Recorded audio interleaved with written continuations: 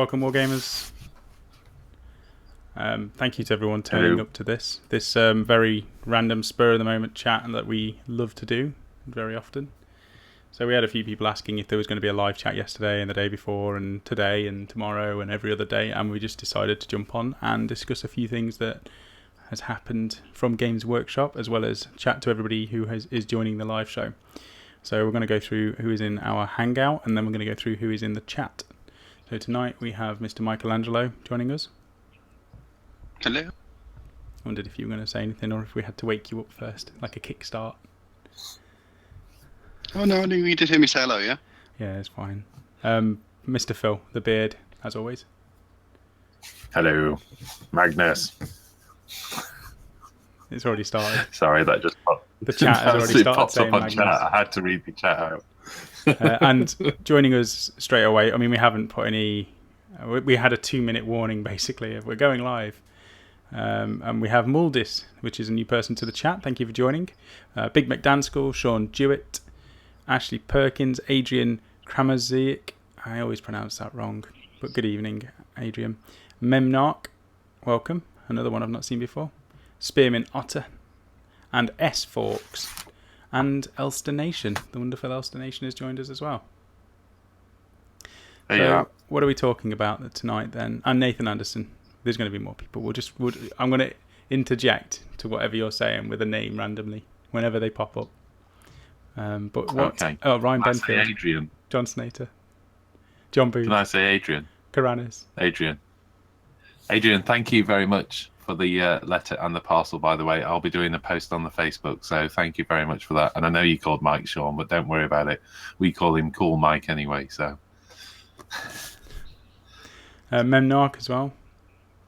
Can't wait till middle tier multi-wound models looking at U-Crisis suits and Tyranid warriors can actually survive an entire tactical team's bolter fire, considering they will have upwards of 6 to 7 hull points. Is that hull points or HP? Wounds, I imagine.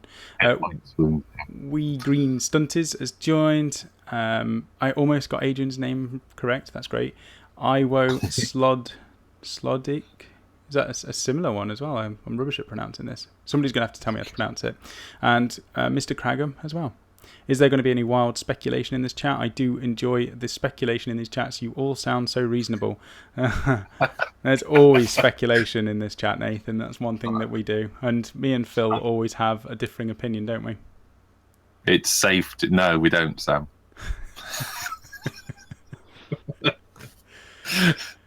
Right, what are we starting with? What are we talking about this evening, Phil? We're going to try and keep it to an hour as well, guys and girls.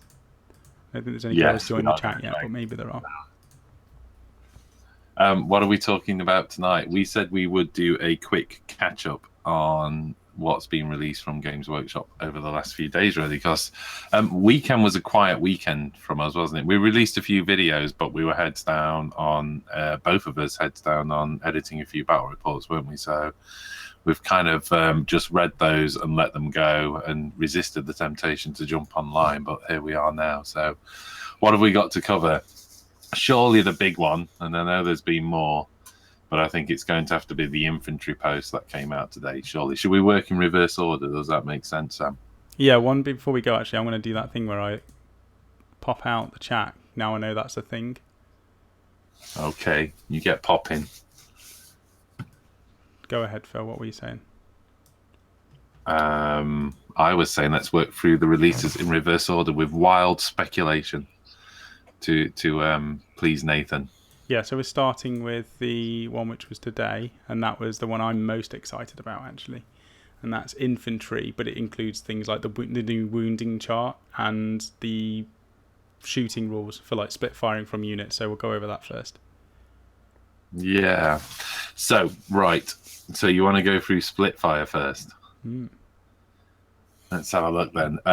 Yes. Well, they talked about two things, didn't they? They talked about wounding, but the one thing that's certainly going to help infantry is everything can harm everything. We've already known that. It's capped at 10. It's no longer capped at 10. We've already known that. But where it gets really, really interesting then is the ability for us to split our fire. And split the fire right down to the model by the looks of things. Although I think we get absolute clarification on that, because the example they give is the fact you may have a unit, and this is my favorite bit. I'm going to read this out, I think, is it? We're going to see them essentially the unit squad where the bolt guns are hacking down the gaunts, and the flamers taking on a lictor, and a las cannon trying to shoot out the Carnifex. I think it was a crack missile actually takes a pot shot at an onrushing Carnifex. Thematically, I absolutely freaked out when I heard this, didn't I, Sam? I was like, I don't like the sounds of this. The game is going to fall to pieces. It's going to be too slow, and I thought they were trying to speed it up. But it took me about 2 minutes to just come round to it. It was half an hour, and we had to explain how Age of Sigmar currently works to him as well. Like, I'm not even joking. He was like, "This is not going to be great. This is going to slow it down massively." And I was like, "This is how Age of Sigmar shooting works. You can split your attacks in combat, and you can split your attacks in shooting, as long as you declare it at the beginning of the phase. Like when you pick the unit, you say these guys have got 10 attacks. I'm going to direct 5 at this unit and 5 at this unit, and then you roll them all. But you've got to declare them all at the beginning." And we went through the 4 pages of Age of Sigmar, I think 5 times, just to make sure that we'd read it right, because I was pretty sure I was right. Phil was pretty sure I was wrong, and then we worked out I was right. And then Phil went, okay, that's going to slow it down massively. It's going to mean that I've got 100 shots. I'm going to be what is it? Your math hammer, isn't it? Or you're working out how many shots you want to roll at one unit, how many shots you want to roll at another, and by the end of that, you'd realise that it's not actually a bad thing at all, and you've fallen in love with the new system, and how powerful your Eldar will finally be in the new edition again. Same as Courage. So let's talk through. Thank you for that, Sam, by the way. That was wonderful. Let's talk. Did you listen to me, or did you just do your usual close your ears? I'm going to just stare into space. I kind of figured you were just giving that the world according to Sam thing, so I just let you go with that. I'm sure it was accurate, 100%. I think what's interesting is to use the stuff that I pointed out in Age of Sigmar during that conversation that may or may not have relevance here in 40k. So we've got the idea that not only it's not about the squad, if you like, it's not about weapon type splitting fire. This is models in a squad can fire at different targets. So, if we're going to take them literally, that's what they're talking about here. That's pretty powerful. And my concern was, given I play Eldar, which can be incredibly shooty if you want them to be, they don't have to be, but they can be shooty. I was like, it could slow me down, because I could be spending a great deal of time considering to put 13 shots over there, 2 shots over there, and 1 firing to the backfield for the hell of it. I'm still not 100% convinced. I think, the problem is it's going to be about the player and I think some players will slow games down by spending a long time. Some players that we know. We'll go through the chat in a minute as well, but I just wanted to go over this battle report that me and Phil edited. He did his own with Jack, which went up yesterday or this morning, whatever time in the morning I uploaded that. And I stayed up until 9 o'clock this morning. I didn't go to sleep. I went straight to the dentist from editing. He's got his small violin out. I've got a butcher of a dentist, and I've got to go back next week because of complications, which I don't really want to go into. But anyway, the point is I didn't sleep because what I was doing was editing Phil and Rachel's Age of Sigmar game. And the reason it took me till 9 o'clock this morning is because Rachel spends half an hour deciding every possible outcome from every roll that she could do, and including all the different combinations from every hero possible, and then decides that she's not going to do any of the stuff she's just discussed and just roll a dice and see what happens. But I've got 30 minutes of her debating what's going to happen with Phil, and I've got to try and edit all of that together to a sentence that works. So for Rachel, I'm dreading the shooting phase. Actually, I'm dreading 8th edition for Rachel. For people who have to evaluate every single unit, I think it can slow it down, and I think you will see a slowdown. For people who aren't too fussed and they just want to go with whatever choice they go straight away, it's going to be fine. I think we're going to see timers in 40k. You're going to have those little button timers that you press. Well, we're seeing a couple of comments. To play Rachel? Say again, Mike. Can we refuse to play Rachel? Yeah, I mean, I No. think there's plenty of people who say, "Oh, I want to give Rachel a game." I think once you played one game with her, that will be the last time you say, "I want to play a game with her."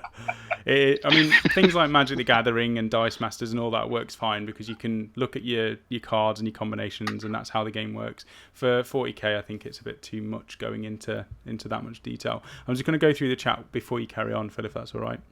Well, I was going to go through the chat. We'd had a couple of good before you got onto the whole dentist thing. To be honest, so way back, one of the points was we don't know points yet, so we don't know how big the armies are. Is very good point, and I'm sorry I've lost who made that comment because it's shot back up into the chat some time ago. But Sam, why don't you do a recap while I get my thoughts together on how we can go through this point by point without dentist discussion? I'll try and not include the dentist. I'm sorry. That's why I'm a little bit less excited today. Right, who else? I'm going to go through who else has joined the chat. So we have had 12 Neef, Brooklyn checking in. Thank you for joining us, 12 Neef. We also have Red Cuffs and the Cat reporting in. Stuart Keenan. I'm going to go through who's joined and then we'll go through, pick out some comments. So we've also got Kablams. We have Green Stuff Games. We've got Spearmint Otter was there before, but I'm going to say it twice because his name's awesome. Or her name's awesome. I don't know if it's a he or a she. Big Mac Dan School. He was there before. Frost and Fists. That must be Mythos, I think. Auric Love God. Wonderful. We've got Auric Love God in the house. Wolfgang. Dark Elf Dave. And Sean Blake. So there's a bunch of new people who have just joined. And then, shall we go through some of the comments that we've got? Was there any that you wanted to pick out? It was Memnarch, I think, Memnarch 129 that actually pointed out we don't know points, so we don't really know the size of armies yet, which would have, I'm thinking of the big 2,000 point battles with hundreds of models everywhere. We may see an increase on points across the whole thing, so we'll see. Mm-hmm. We have got a dislike. That must be me talking about dentistry. Maybe. Or maybe it was when you're complaining about Rachel, because she is like cutest couple on the internet. What, by yourself? Mr. Cragham's put, I wonder if split fire means we will have to be more accurate with who charges who, as it could stall split fire for Overwatch. Yep, that's definitely something we're going to have to look into. I think at first Sam is correct, but as time goes on, ... I don't know what that is. That could be just a guideline for life. I'm normally right at first, and then as time goes on, other people get right. Hey, Phil. Maybe. Oh, we'll talk about that. The degrading stats for big models. That's going to be the large model section. We're going to go into that because that's something you really liked, Phil. Yeah. There is a relevance to large models, though, because somewhere in the chat, and again, I'm trying to find it now, someone had said that, are tanks going to be penalised, or are they going to be able to split fire per weapon? If we were to follow the Age of Sigmar rules, one of the things we discussed tonight is if a model has more than one attack, it can split those attacks. And shooting constitutes as an attack in Age of Sigmar. So if you had a tank with las cannons on the sponsons and you had a main turret gun, then in theory, that's at least a split of two, depending on whether each sponson counts as a separate attack or not. I'm assuming it would count as two attacks on those as well. So yes, I would say large vehicles, and in fact, any kind of large creature with multiple attacks is going to be able to split them if we follow the Age of Sigmar mechanic. Ben Moore's put a point as well about the large stuff we'll talk about later again. So the 10, just so we've got it, the wounds go above their starting wounds. So we'll talk about that later because the chart does say like 18 plus. So you could potentially go above your starting wounds. I'm not sure. Memnox put doubt time turns. More likely models will be more expensive, meaning less models on the board, and that's what they were saying. It's going to speed up the game. Stuff will die quicker, and the games will be a lot faster than they were. So I don't think it's going to be a problem. And then Kablams has put never badmouth Phil Sam. The thing is, a lot of people don't see the behind the scenes stuff, do they, Phil? Other than the bloopers every now and again. The bloopers video is a good indication of what I have to put up with 100% of the time. This online stuff, I just look like a horrible person, which is why the bullying segment started. At me.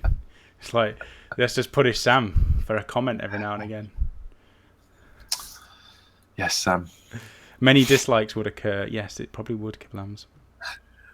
And I will get kicked out of the channel. That's fine. I will sit in my We've seen a painting couple of cave. we've seen a couple of comments here again, sort of saying, like the idea of it tactically, but the potential to slow large games down.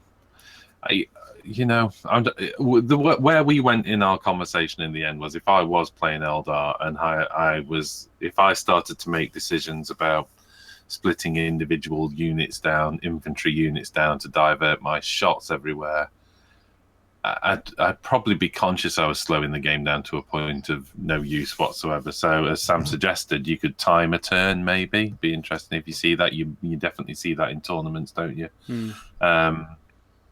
But whether that would happen in the larger match play games, that they introduce a time per turn, that going back to the old Armageddon rules, isn't it? That Apocalypse rules, rather. I think Blood Bowl has a time as well, doesn't it? Yeah, or it's just people will realize if they want to keep the game at a pace, you're not going to argue about that. I still think tactically it starts to get a little bit more fun if you follow in your mind that thematic element to it. Guardian defenders shooting at Hormagaunts as they're charging towards them, but the heavy weapon platform at the back picking off, the bigger creatures. Or as I was saying, sometimes you had rules around Necrons. Their entire unit could, come back, or at least, they could attempt to come back if there was one model standing. And it was always frustrating if you killed like 9 of the 10 and just left one lone Necron dude there. And you'd have to use an entire unit from your army just to pick that one off, where it'd be kind of nice to be able to just, dispatch him with a sniper and then have the rest of that scout unit target something else. Mm-hmm. So that idea of tactically picking things off, and I think it will be fun. Like I say, it's one of those things at first, as ever with change, you go a little bit like, whoa, I'm not sure about that. But yeah, I like it. All things considered, it's going to be fun. So that's the pretty much covering the changes in terms of split fire, and you can shoot at different stuff. It could slow it down, it might make it faster. I think it's great. We're going to start seeing people bringing Space Marine squads with a missile launcher and a special weapon in every single squad that you take. In the past, I would generally have a 10-man squad with bog standard bolters and then a separate devastator squad to deal with tanks, and every unit would have a strength which I would aim to use that way in the game. So I wouldn't shoot devastators at an infantry squad. They would be there for the purpose of killing vehicles or monsters. Whereas now I think we're going to see a lot more units that can do a little bit of everything, even though everything can wound everything. So we go on to the wound chart. Sure. Okay, well, the wound chart, vastly simplified, which is good. You've got five brackets within the wound chart. Simple as that. If your strength is equal to toughness, so I'm going to start in the middle. If your strength is equal to toughness, then you wound on a 4+. If it's greater than toughness, it's a 3+. If it's lower than the toughness, it's a 5+. But if you are twice the strength versus toughness, you are wounding on a 2. Or if you are half the strength to the toughness you're attacking, you're working on a 6. So essentially, there's only 3 rules to toughness. With you invert them, but it makes life so much easier, doesn't it? Strength 8 versus toughness 4. You're wounding on a 2. You don't really even have to think at all. And then obviously strength 4 versus toughness 8, then you're needing a 6 up. So it's great. I really, really like that. It's going to make the game quick, and it's going to make the game interesting. The other point is, of course, let's just bring in this again. There is no cap at 10. So you are going to see potentially some high strength weapons, strength 6, strength 7, still needing a 6 to wound. Yeah, and I think the other thing they highlighted again, saying that we've seen the profiles of the Space Marine, the Bolter, and the Las Cannon and a Gorkanaut, and they're saying that working it out themselves, 500 Bolters it would take to bring down a Gorkanaut, whereas you'd only need a dozen Las Cannons. So it's still, at first everybody went, oh, Las Guns destroying vehicles and monsters and things, and now it's like, yeah, okay, it's fine. They've obviously tweaked it, they've play tested it, and it's going to work, and you don't have to worry. So we go through the comments. See, I like this with the everything being able to wound now, because the issue that well, I say I had, and what my opponents always had is when I run my Wraith list. So if you're looking at the Wraith Lords and Wraith Knight, and they've took the sort of standard Marine army where they haven't got many special weapons, it's everyone with a bolter. Oh, I can't hurt them. Mm-hmm. I can literally do nothing to them, so you can walk up the board. So although it's going to be a slim chance that they can do damage, at least if anyone's going up against that high toughness, they can do something now, and it's not just a case of, well, my unit's just going to sit there until you've killed them now. Yeah, and in the past, I mean, I've played enough games with you to know that you don't give up a game whatsoever. If there's the slightest chance of you being able to win, then you will just play until that last shot is fired or that last save roll is done. So for you, I think it's going to be better. I'll keep going if I've just got one model left. Never give up. Bat rep, cool smoking, Mike. There we go. Let's go. Can I just jump back onto the split fire as well? Yeah, go on. What I like with that as well, if you think to when you're playing with objective cards and stuff, providing we've still got, if they're going to have that in this new edition, it's where you'd have cards where it's kill so many units on this turn or capture so many objectives. You've now got a better chance of getting them because you can split fire. Mm-hmm. So like Phil was saying, that if you've only got like 2 models left in that one unit that are sat on an objective, so it might be the objectives where you need to hold more than double what your opponent has. You can have a couple of guys try and get rid of the last 2, whilst the rest of the units going after something else. Yeah. So I really like it for tactics wise. I think it's going to be good. No, most definitely. Phil, there's a question for you in the chat from Sean Blake saying, did you get a chance to check out the PMP Google Plus group? Not yet, sorry. No, I haven't. It is on my list of things to look at, so I do apologise. Okay. Not yet. I might have a look at that as well then. Unless that PMP means Phil something. It's like a specific Google group just for Phil and his beard. Basically, yes, it was. We've also got Stuart Keenan wounding dreadnoughts with bolters on 5s is going to feel weird. Yeah, but obviously they've got a lot to still take them down after that, so we'll see how much that affects. S Fork says, slow players are the bane to the tabletop gaming. Plus 3 hours just isn't fun. And watching Phil play Rachel in that game, there's times where he's going, just pick something. As nice as I'm going to be, just pick something. It doesn't matter what could happen. Just pick one and roll it and we'll see what happens. And then Rachel just goes, yeah. Okay. Yeah, we'll go with the first option. And then just rolls the dice. And Phil sighs. Ryan Cunningham. Go on. Sorry, while you do that, a couple of good questions that I spotted. Dark Elf Dave, surely Dark Eldar will stay at wound +4, 4+ to wound. So, and then Kablams came in as well with how his vehicle's going to handle with poison. You know, these are the interesting bits. And again, Sniper, Poison, Fleshbane from Ben Moore. These are good points because these are all the special rules for shooting. How is that going to work? They're either going to be a modifier, so poison will give you... I think if you had poison wounds on 4 up, no matter what, that's going to be too powerful against vehicles. You will see Dark Eldar swooping in and taking out tanks in one turn. And they've already said that their mechanic has removed that. So I think you're going to see poison, Fleshbane, Armorbane. I mean, Armorbane and Fleshbane, it's going to be weird to see what that does in terms of distinguishing element between them, but it's going to be a modifier. Poison is going to be add +3 or something like that. Well, it depends. It could be a bonus to that, or it could just be a flat 5-up or a 6-up instead. Probably a 5-up. Fleshbane being poison being able to affect everything on a 5-up is still a really good rule. Yeah, do you think? I think that makes it really easy to remove some of these big things. Oh yeah, but that was the... Although you could just have, if poison's on a 4-up, and then against vehicles, it's going to be like a 6. It's that. So you've got a keyword vehicle. Yeah. Or poison only works against keyword whatever, or doesn't work against keyword vehicle. Simple as that. Yeah. Yeah. IWO Slodic has said, I think monoliths will see a resurgence. I think we're going to see monoliths a lot. I think we're going to see a lot of big stuff like the what's the Khorne thing, Lord of Schools.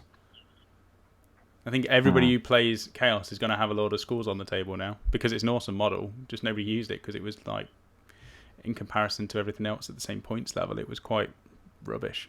Whereas now it's going to be balanced. I think everyone's going to be chucking them out. Yeah. Mark's put 8th is basically AOS with a few more complex rules rolled in.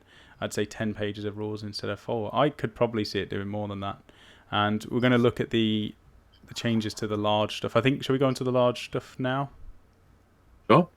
Because one of the changes that we saw initially was the taking wounds changed. So in Age of Sigmar, when you take wounds, your stats get reduced.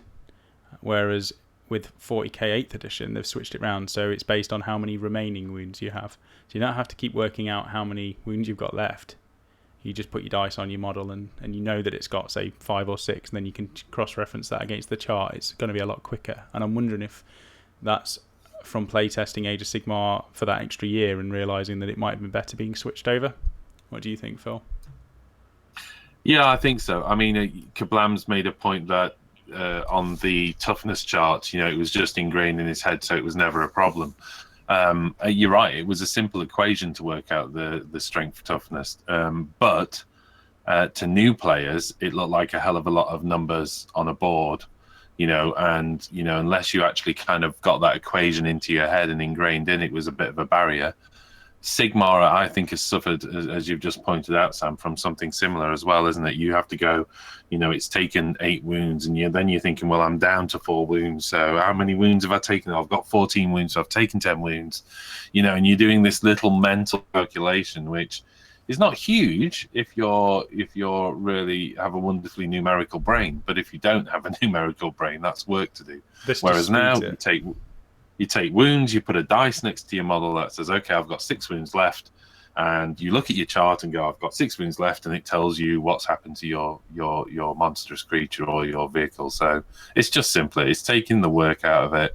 And I think all of those little things, when you're introducing someone to a game, the wound chart, great big box, and, sitting there and trying to work out how many wounds from what, these are little tiny barriers to entry for new players to the game that make it feel a lot more complex than it actually is. So this is all good news for me. Yeah.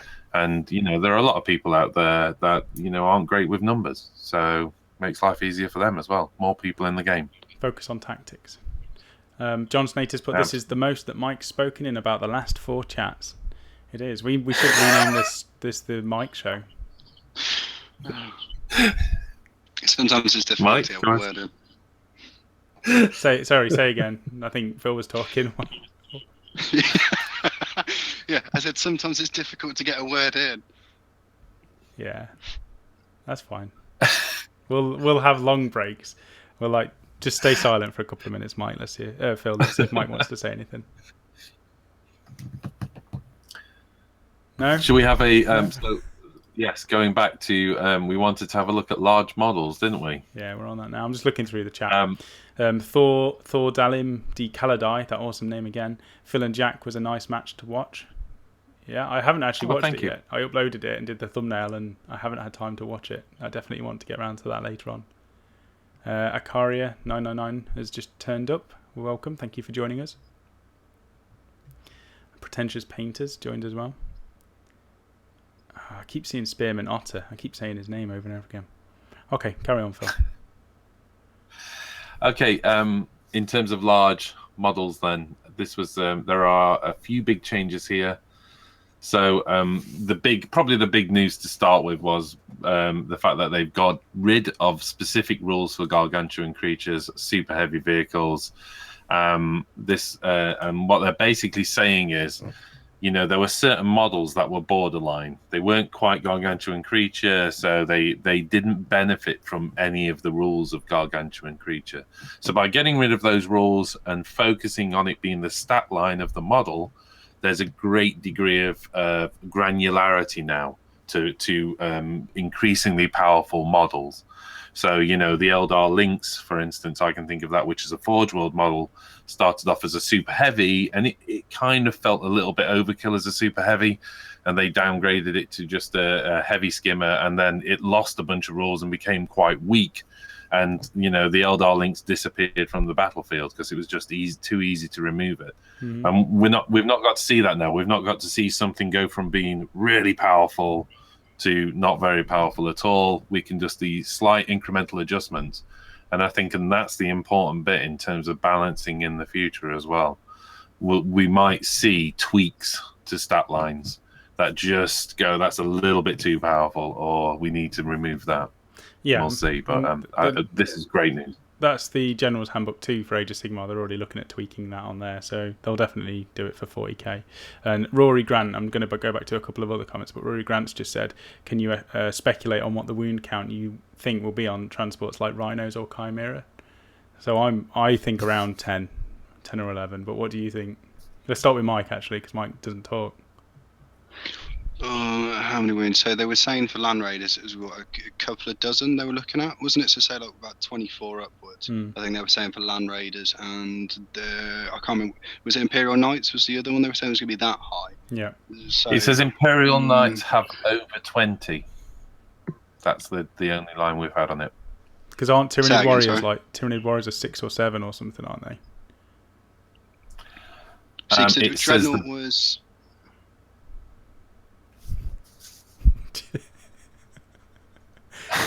Oh, sorry. I thought you were going to finish it. Do you want to go? Tell him. He's just asked you outside there, Phil. Do you want to go? Do you want to go outside, Phil? I was talking, and then you interrupted again. What were you saying, Mike? Right. How many? Right. Was it 8 wounds that the Dreadnought had? Yes, I think so. Yeah. So probably say 10, 12 wounds, something like that, maybe. It's not going to be any more than that. I can't see it being. Yeah. I think a lot of people have said around 9. Yeah, Stuart's put around 9. So that, that's close enough to what I said. Warriors used to be 3. I'm wondering what the bigger Tyranid monsters will be. Like a Hive Tyrant. I think they're still going to be around the 15 to 20 mark. And I think transports around 10 should be about reasonable, but we're going to see. There's a couple of questions about getting onto the chat. So S Fox has said, how do I get notifications for the live show? Kiblams has said, join the Facebook group. So if you're not on the Facebook group, it's Wargamer Online, all one word, and then space community. If you just search that on Facebook, you can join the group and we'll accept you on there. And then every time we're about to go live, we'll put a post up. And if we know in advance, we'll post it on there as well. But it is a community page where we don't fill it with spam, but it's all hobby-based stuff, so you're welcome to join. Come back to the question on wounds, Zach Daniels says it seems odd for Dreadnoughts to have less wounds than a Rhino. I'm with you on this. We know that Dreadnoughts have got 8. We know that Imperial Knights have over 20 is the official line from Games Workshop.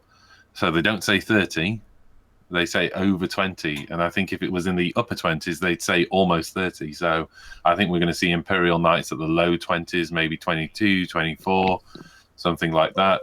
And the big Tyranid monsters, so the biggest Tyranid monsters, now have over a dozen wounds. I don't think we're going to be seeing Rhinos at 9 or 10. I don't think so. I think we'll be seeing them maybe equal to Dreadnoughts.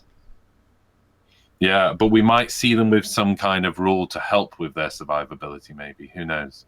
Yeah, like if they've got transports on board, they can turbo and get out of dodge. Well, let's not forget things like Spirit. Maybe they'll heal a wound a turn or something like that. Oh, I think things like that will be the Tech Marines, just having a Tech Marine on board. Are you going to heal D3 or D6 wounds per turn? Isn't there a rule for the Rhino, though, that makes it more survivable? Can't it actually repair itself? I thought so. On a 4-up, you get a wound back. I think that was if you don't do anything. That might be Heresy or 40k, I'm not sure, though. Somebody in the chat can tell us. Okay. Maybe somebody in the chat can point that out. But I think you'll see lower wound count, so you can blast it in one turn if you focus fire on it. Auric Love got to put Sam, is that the 7th edition method of getting notified for a live chat, or the 8th edition? So the 7th edition is just joining Facebook. If you want to do the 8th edition of getting notified, go on the website, subscribe to the YouTube channel, click the little bell next to the subscribe button so that you get notifications on YouTube, join the Facebook group. And other than following me around and seeing what the schedule is, there's not much else you can do to keep on top of when we're going live, really, is there, Phil?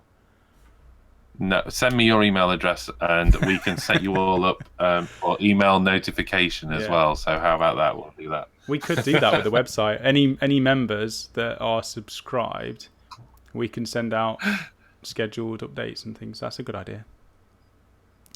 Zach Daniels has put, think repair is on a 5-up instead of shooting. Yeah, there we go. And Ryan Cunningham's put, well, a hull point back on a 5-up. So yeah, you can do that. Repairing immobilized results on a shooting phase of a 6. So again, I mean, obviously, if a transport's got weaker and slower as its wounds have been reduced, then simply healing wounds back one way or another will, if immobilized is when you're down to 1 wound on a vehicle, then as soon as you heal 1 back and have 2 wounds, you're moving again. Very slowly, but you're moving again. Mm-hmm. So a lot of those things become really simple now, don't they? You haven't got a rule for immobilization. You've just got a reduced ability vehicle. So again, really simple, because there's simple rules for adding wounds back on, simple impact of those wounds going up or down. And the complicated stuff is dividing your shots. I think so. I don't know who it was in the chat, so I apologise, but somebody asked if the dividing your shots is based on per model or per weapon type. And that's something you were saying, Phil, that it's not confirmed. I think it's going to be per model. If a las cannon has got if you've got 2 las cannons, you could fire those 2 las cannons at separate units if you wanted to. But we have. I mean, if you're following the Sigmar model, then each las cannon would constitute as an attack. Yeah. So therefore, you could divert them as all over the place, couldn't you? That's true. Yeah. So if you've got 3 shots on a las cannon, you could fire 2 at a Gorkanaut and 1 at a Space Marine. Just take his face off. So GW go on to say this makes them, infinitely survivable against small arms fire, but means high power weapon can take chunks of wounds off at a time. Las cannons, power fists, battle cannons, etc., can take them down quickly when brought to bear. Gone are the days of a lucky first turn meltagun blowing up your Land Raider. A squad of them will still ruin its day, though. I love that line, by the way. That's fantastic. So yes, I think this is all exciting stuff, isn't it? Mike, what's the big vehicle you're going to start fielding now that you've not done for a while?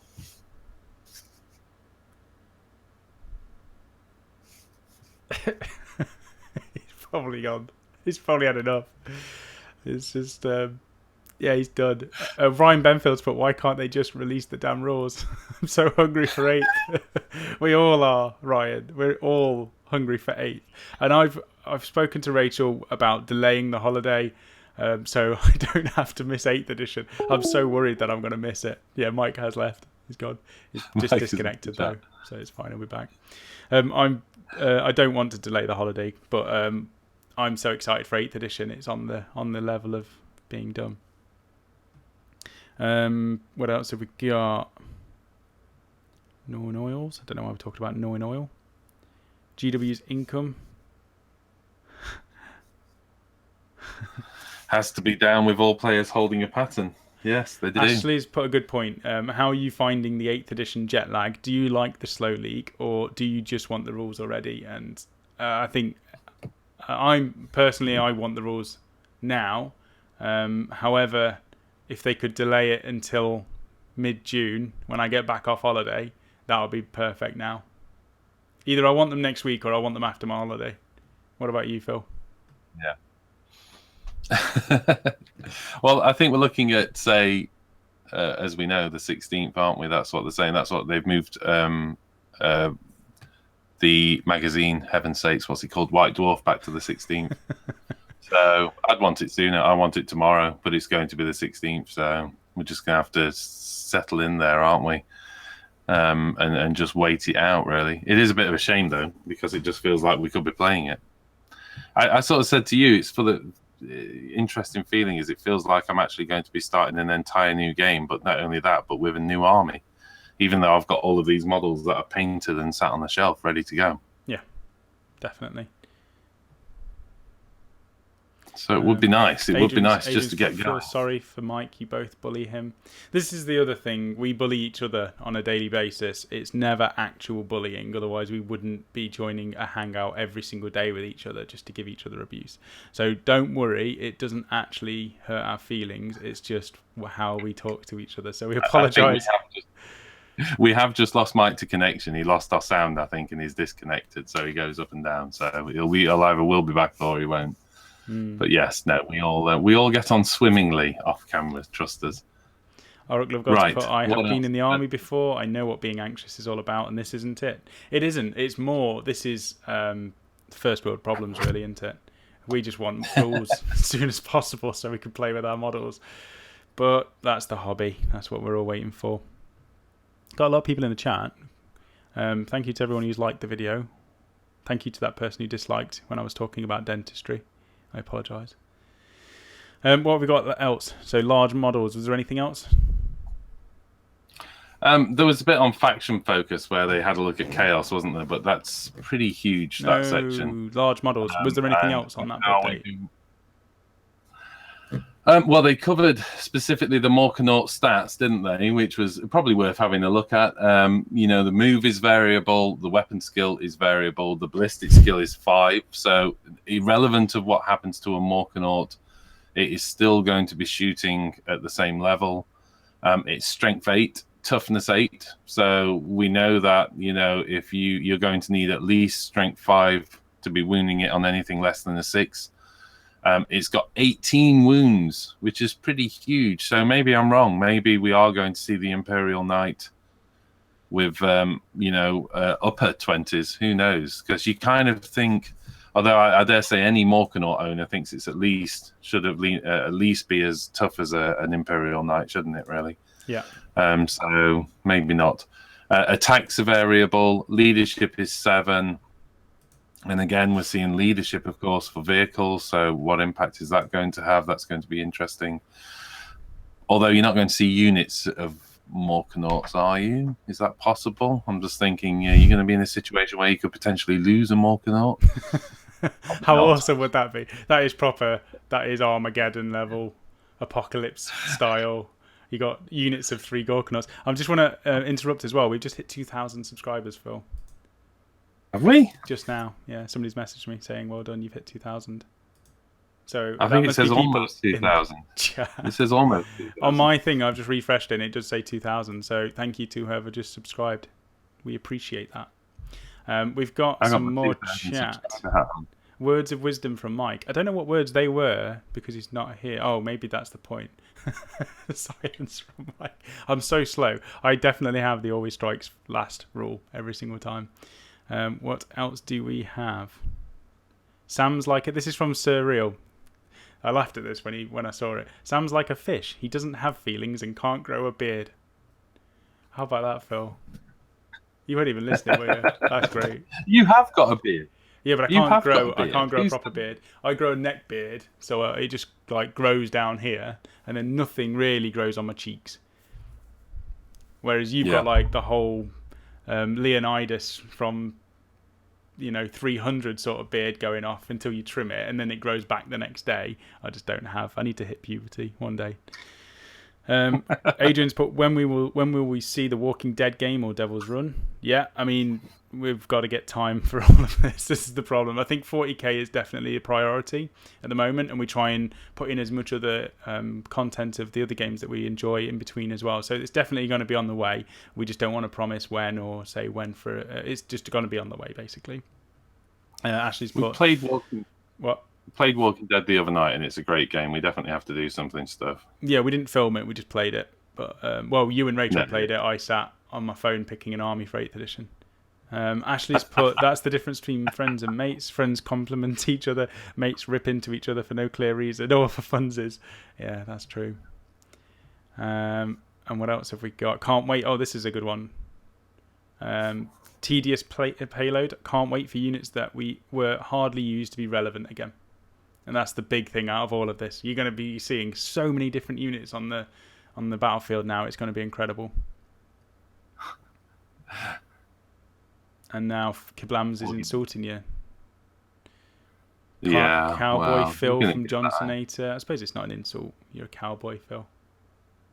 I know. Although being told I'm only Leonidas from the neck up, I mean, it's a fair point, to be honest. But Who said that? That's a brilliant comment. Who said it? I need to shout out their name, because this is like, normally it's all focused at me. I'm not going to give you a shout out for saying that. You can go off into Whoever said it, say it again. Oh, found it. Akaria. That was brilliant. Well done. 40k Redux. I started 40k with my son in October. Anything that reduces me flicking through 3 different books for 50% of the match is fantastic. I don't have to embedded 40k muscle memory from previous editions. Yes, that's the thing. We're all tired of flipping through 100 books and watching your opponent flip through 100 books trying to find a special rule that could save them. Mm-hmm. Adrian's put, don't worry, Sam, when you will grow a beard, I imagine, I will join your premium account. So the trick to people joining our premium membership on the website is whether I can grow a beard or not. We're not going to get more premium members. I'm sorry, Phil. We might have to do a beard transplant, Sam. Yes. But thank you to everyone who has signed up for the premium. We always say it, but I don't think we're ever going to stop saying it. It keeps us doing what we're doing, and we appreciate it. And we've got is it next week? Next week is going to be the Rachel and Phil battle report out on next Sunday. Now it's been edited, it's definitely out next Sunday. The week after, there's going to be another premium battle report, and that's between Phil and Pink, is it? It might be, it might not, we'll have to see, but it could potentially be those two armies. Idic Beer has joined us. Hi guys, welcome Nick, thank you for joining. What else have we got? Death by Dice. Hello, great show, guys. Sneeblot. Just use some Halford's Prime. I don't know what that is in relation to. Somebody must have asked a question. Do you think Araman, Sindri Tepek, do you think Araman will be better if he can cast the Smite power 3 times if the Black Staff ability is not changed? I'm wondering if they're going to include the rules of 1. You know, the rule of 1 from Age of Sigmar. They're probably going to include it in 40k, aren't they? You're thinking that idea of either trying to avoid Death Stars in competitive games, then they will bring about at least some form of rule of 1, surely. I think it's definitely a good thing. I mean, things like Croak, he doesn't get to cast his army of spells, but you don't need it. He's still pretty nasty for the rules that he's got. Adrian said, I'm not bullying you. Cynthia Sned, or Sneed, apologise if I've said that wrong. I said, I've just missed it, or did I? First live chat, you've definitely not missed it. Well done. And welcome. One thing, just coming back to the Golknot, of course, we talked about the bits that are variable: move, weapon skill, and attacks. And this is the interesting point. So on wounds remaining, if you are 10 to 18 plus, so you've got to knock 8 wounds off of this thing before you are slowing it down from a move of 8 inch. So it's stamping across the board at a great rate, and it has a weapon skill of 3 up, so 3 plus. So it's pretty effective in combat, and it's moving at a hell of a pace. I mean, with an 8-inch move and a potential of a 12-inch charge, it's not far off of first-round combat, is it? No. You know, and if you've put scouts forward, potentially they really could be in trouble. It's going to be like Iron Jaws in 40k. I can't wait for orcs to be updated. You know, that first turn orc faction ability where they can all run in the hero phase or whatever. Imagine that in 40k. Just having these giant brutes just looking at it. Yeah. 8 wounds off of an 18 wound model before it's affected, and then for a short period of time, 5 to 9 wounds, it's down to 6-inch move and a 4-up weapon skill. So still not exactly a slow coach, is it? And still not exactly ineffective in combat. And it's only when it gets down to its last 4 wounds, it's grinding to a halt at a 4-inch move and a 5-up weapon skill, which pretty much equals its ballistic skill at this point. So I like it. I like the idea of grinding these things down. And no doubt if you've got mech boys on there repairing wounds again or something like that, you're really going to want to focus fire on this thing with some big guns to punch it off the board, aren't you? I think you're going to see a lot of focus firing to remove stuff. Otherwise, it sticks around for a while. I think we're going to see big monsters. We're going to see huge things, huge like pie plates worth of models being removed from tables now. Obviously, without pie plates because we don't use templates anymore. But the effectiveness of big stuff is going to be incredible. I mean, and that's maybe where we're overreacting to split fire. Yeah. Because if you are really going to have to turn the big guns on these things to take them off the table, you're not really going to have any choice. You're not going to have time. You're going to, it's not going to be about spraying shots out left, right, and center. It's going to be, I don't have time. I've got to point every heavy weapon I've got at that lumbering beast that's heading towards me. Mm-hmm. And then anything that can't really do it any damage, I'll use against the rest of the army. Yeah. So, and that's what we're all missing, aren't we? We're all missing the play testing that everybody's had. You know, that these teams have had. We're all missing the experience of the entire rule set. Well, that's what these chats are all about. It's our speculation. It's everybody who's in the chat, their speculation. So we can get everybody's opinion and have another look at it. We don't know the rules. We're just looking at what we've been given and then talking about it. So that's why I enjoy doing these chats. We've got a couple more questions I just want to go over. Surreal said, "What is your favourite?" I don't know if I want to answer it after he called me a fish that can't grow a beard. I'm joking. What is your favourite Citadel technical paint for basing? I just got Armageddon Dunes and I love it. So technical paint, if you're on about the texture side of stuff, I don't normally use it. I normally just do sand with cork, and then that's how I do my bases. And then chuck a wash over it. However, we've just been sent some stuff from Vallejo. Have you got yours to hand, Phil? No, I've got mine. It's fine. So this stuff is thick mud, which is, you can get this in like 7 or 8 different colours, and it's pretty much the texture paint but in a massive pot. This is like £11, and it's the same sort of stuff. Once it's dried, you dry brush it, put a wash on it, and you're done. So in terms of doing an army's worth of bases, which if you've seen any of my chat in the past, you know that I like to do an army's worth of bases in one go. This big pot of Vallejo mixture is definitely the way to go. And then I use the AK Interactive. This is my favourite paint for doing basing, and it's Summer Curse Girth. So once you've done a base coat on your model, on the base, and you've done a dry brush, after I've done that, I cover the entire base in this Summer Curse Girth, and then just use a little bit of a cotton bud and some white spirit to remove the wash off the raised areas, and that's how I do all of my bases pretty much. It's so straightforward and quick to do that it doesn't take any effort. That was the first question. The second question was from Devon Hoff Felix saying, "Not sure if it's been covered. Do you think 8th edition will keep Dark Eldar as a glass hammer? About to start the army for my first serious attempt at playing 40k.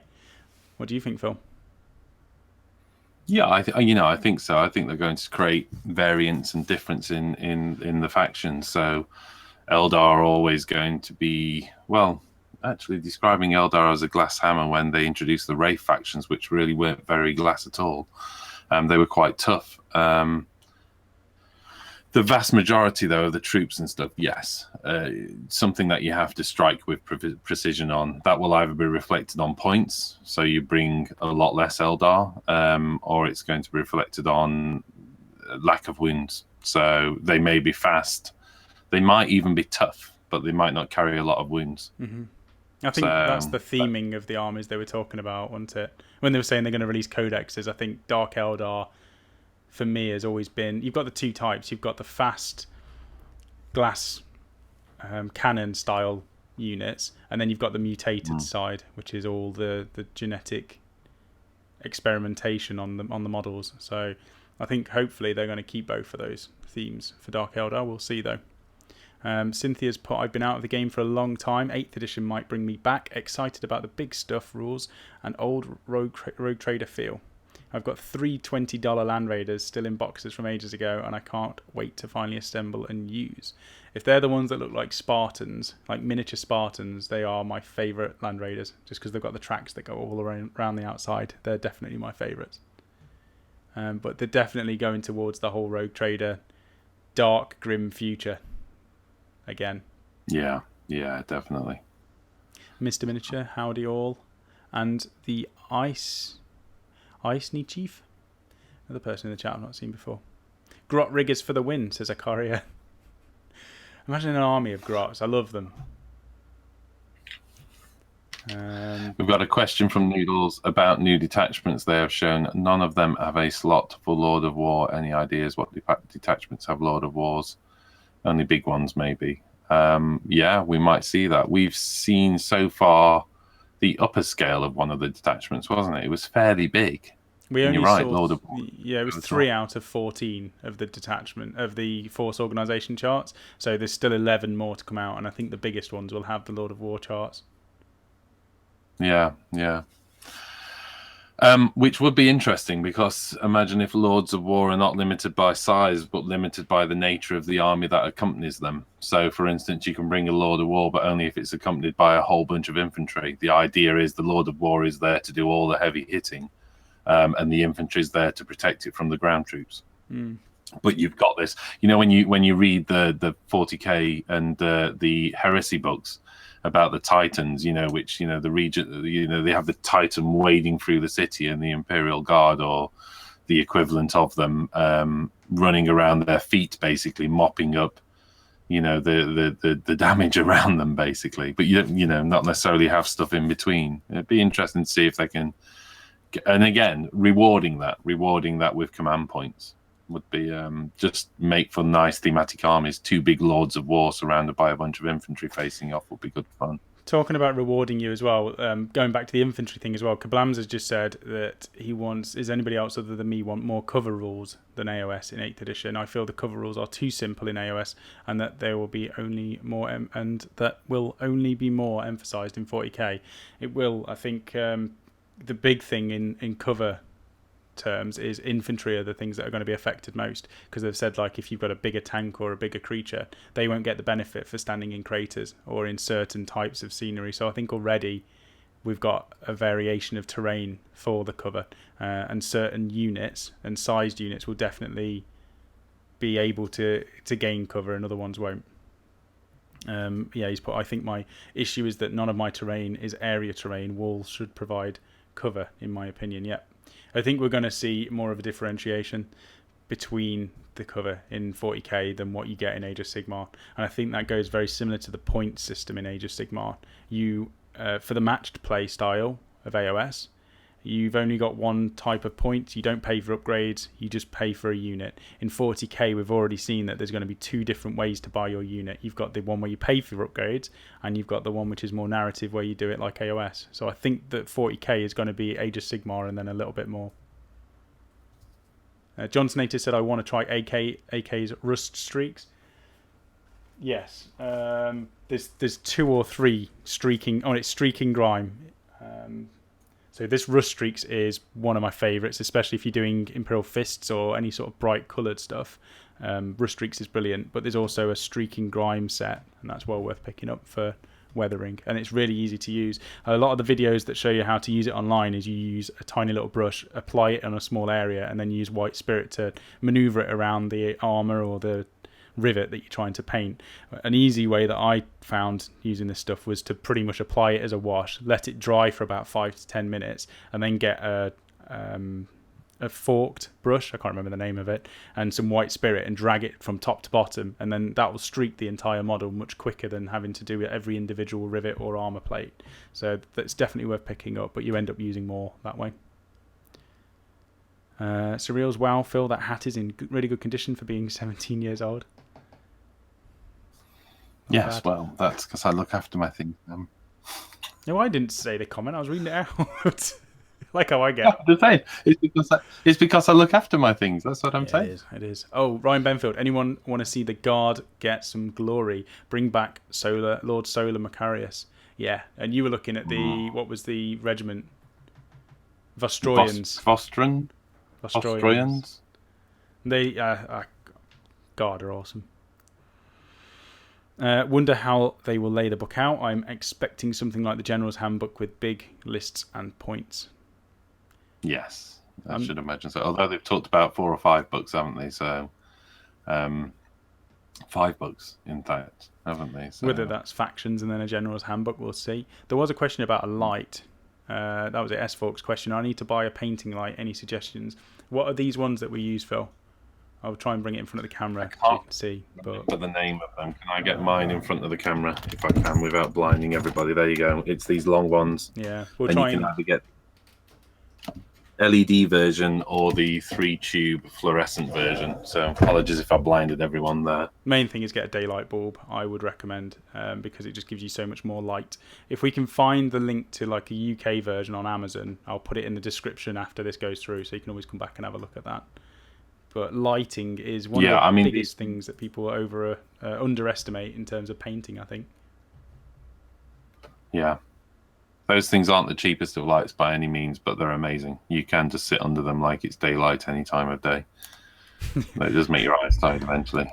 Oric Lovegod, what army is Phil, Sam, Mike, Dave, and Rachel going to start with? Any answer other than Orc is wrong. Orc.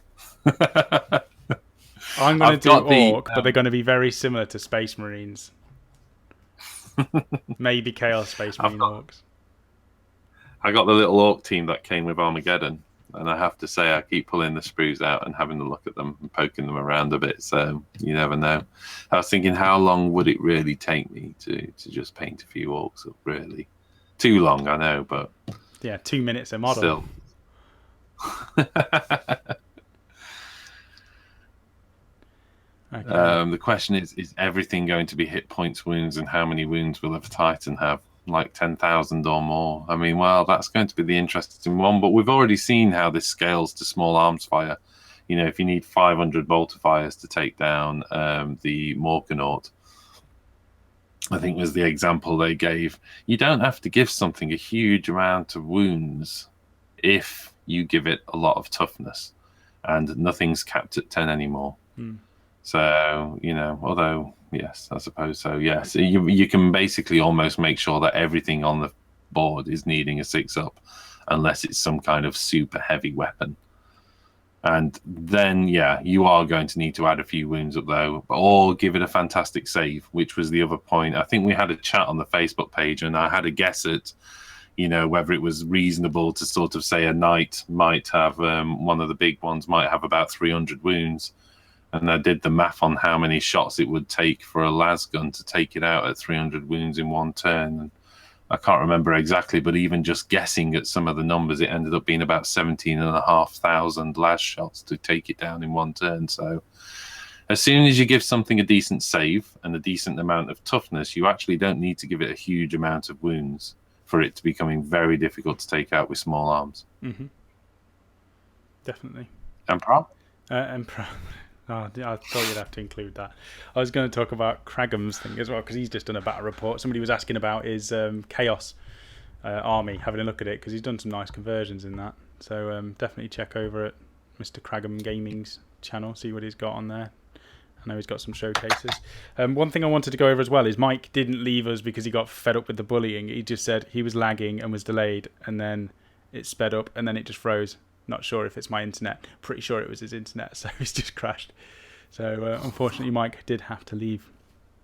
Anyway, I think what's this, Adrian? This is the best affordable. Oh, he's posted up an IKEA link to a light. Yeah. So the best affordable that would give you good light, and then goes up to £100 or more for a lamp with true sunlight, like I'm using and Phil's using. These are £100, I think, off of Amazon, and it's whether you want to invest. You can get LED strips. You can get a normal desk lamp and put a daylight bulb in it. You can buy all sorts of different things. It's just these are the ones that I've used from seeing what Phil had, and they are definitely highly recommended. And I was trying to be more Phil, and I've never needed another light other than this one because it's so nice. Can I just dump in? 40k Redux has said 22 watt magnifying craft light from Maplin. I've actually got one of those over my airbrush station, and you're right, for £29 those lights are amazing. They're really good. The only difference about these longer ones is they give you a broader area of daylight. But I use one of those, and I'd say after faffing around with quite a few lights, those from Maplin for £30 are amazing. They're really good. And you've got the magnifier as well if you're getting old like me. Or you just go to the opticians and ask for laser eye glasses. Yes, I know I did that, and it was embarrassing. I actually went into the opticians and said, "Can I have glasses that make me have laser eyes, please?" Thinking it was a thing. They were just like, "No, that doesn't exist. They haven't got the technology yet. Not for an affordable price in an optician's anyway." And so I came away with magnifying glasses. Lois wants a shout out. My brother's just texted me to say Lois, his girlfriend, They came down the other week. We went to a really nice Chinese. I'm not going to derail it, but Lois wants a shout out. We don't know anything about lights. Maplin lights for the win. So Maplin, there we go. That's another one from my brother who doesn't even do wargaming. He's said go to Maplin's to get a light. Right, okay. I think we're going to call this. We've got a bunch of people watching. We're going to head off now. Thank you to everyone who's liked the video. Thank you to everybody who's been on the website and made a free account. As always, I'm going to plug it, and I'm also going to say thank you to everyone who's made the premium membership subscriptions, because that keeps us doing what we're doing. It lets Phil keep getting different hats, which is and 2,000. Thank you, everybody who subscribed. You know what? I didn't even put 2 and 2 together. We've hit 2,000 subscribers, and Phil was wearing a hat with 2,000, and I instantly just saw it as the year and was like, "Yeah, that's why he's wearing it. He got it in 2000." I didn't even put 2 and 2 together. I'm so dense. It's blue tack. Oh, I thought that was a hat from 2000 that you'd bought or something. That's amazing. You've done a great job there. I made this while we were talking at the start. Oh, I thought you were doing something really productive, but it wasn't. You're just putting a hat. No, well, it's pretty productive. Wow. Yeah, it was. You've done a cracking job. You could sell that hat. I might give this hat away. It's a prize. That's the 2,000 subscriber prize. You get I'm Phil's blue hat. I'm going to scroll up the chat, and I'm going to scroll up, and I'm just going to click, and whoever's name I get, I'm just going to give them this hat if they send me their address. So here we go. Click. And Auric Lovegod, you've won a hat with 2,000 on. So if it arrives in the mail with the blue tag, he's never going to believe that. Is he? Never going to believe that. Auric, give me your address. Private message me your address. You just won a hat. I think that's it. There's a few people saying, "Don't go." Oh, that's Red Cuffs. Don't go. I just started a bit of painting. Great show from Mifos, and Adrian wants that hat. John Snaker would buy the hat for $1. There you go. You've already lost out. We're just giving it away. Adrian, you can have the hat if Auric Lovegod is willing to let me pass it on to you. How about that? Put an orc on it. That's the only way Auric Lovegod accepts anything. It needs to have an orc on it. There we go. I'm a real Texan. I'll pass. There you go, Adrian.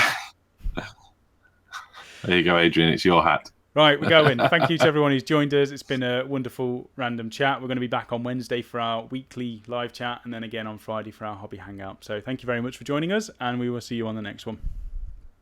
Thank you all. Bye.